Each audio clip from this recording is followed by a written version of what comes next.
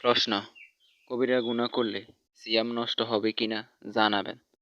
উত্তর: সিয়ামের দুটো দিক রয়েছে। একটা হলো একদম নষ্ট হয়ে যাওয়া, আরেকটা হলো সওয়াব, বরকত, উপকারিতা, আল্লাহর সন্তুষ্টি নষ্ট হয়ে যাওয়া। সাধারণভাবে আমরা জানি, শুভ দিকে থেকে সূর্যাস্ত পর্যন্ত পানাহার এবং দম্পত্য উপভোগ থেকে বিরত থাকার নাম সিয়াম। এই বিষয়গুলো স্বাভাবিকভাবে সিয়াম নষ্ট করে। তবে সিয়াম অর্থ এ নয় যে আল্লাহ তাআলা যা হালাল করছেন এগুলো আমরা বর্জন করব।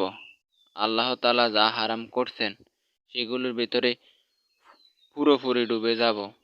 সিয়াম অর্থ আমরা আল্লাহর নিষিদ্ধ হারামগুলো পুরোপুরি বর্জন করব এবং যেগুলো হালাল সেগুলো আমরা কিছু সময়ের জন্য বর্জনের মাধ্যমে তা অর্জন করব।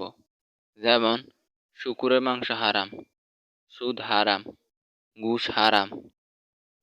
আর আমরা হালাল টাকা দিয়ে কেনা ফ্রিজে রাখা ঠান্ডা পানি অথবা খাদ্যগুলো হালাল।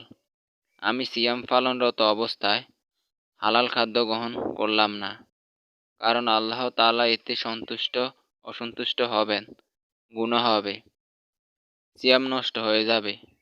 অথচ আমি হারামগুলো ভক্ষণ করলাম, সুদ খেলাম, ঘুষ খেলাম, এটার নাম সিয়াম নয়।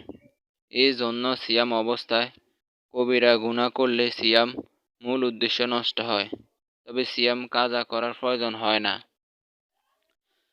সিয়াম বরকত, সওয়াব, সিয়ামের উদ্দেশ্যে এগুলো ব্যবহৃত হয়।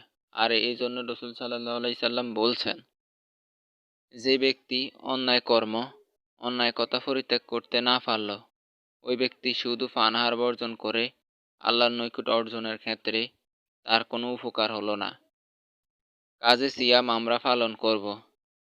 যে ব্যয় বিষয়গুলো সিয়াম নষ্ট করে সেগুলো তো বর্জন করবই।